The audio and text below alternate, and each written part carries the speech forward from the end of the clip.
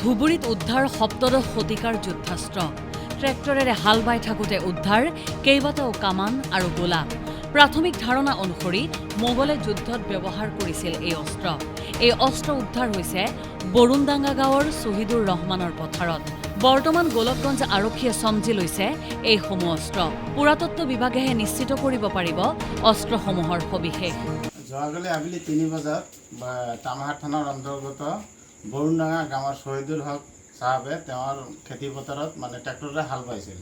তাতে এই তিনিটা কেনন পুৰণি এইবোৰ কেনন, এইবোৰ ১৬০০ শতিকাত আচলতে গ'ল চাৰ্জ কৰিলে দেখা যায় ১৬০০ শতিকাত ছিংগেল গান যিটো বুলি কয় আৰু মোগলসকলৰ দিনত আৰু কি যিটো যুদ্ধ হৈছিলে তাতে ব্যৱহাৰ হৈছিলে।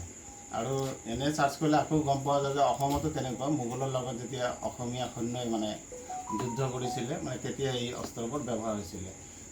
আমি এই বস্তুটো চাই আনন্দিত হৈছোঁ যে আমাৰ ইয়াত এনেকুৱা বস্তু পোৱা গ'ল, যিটো নেকি একচুৱেলি ত্ৰিপুৰা মিউজিয়ামত আছে আৰু উৰিষ্যা মিউজিয়ামত আছে। অসমত তেনেকুৱা সঠিক ক'ব নোৱাৰিলোঁ, হয়তো থাকিব পাৰে। আমাৰ এই লোৱাৰ আসামত হয়তো এইটোৱে প্ৰথম।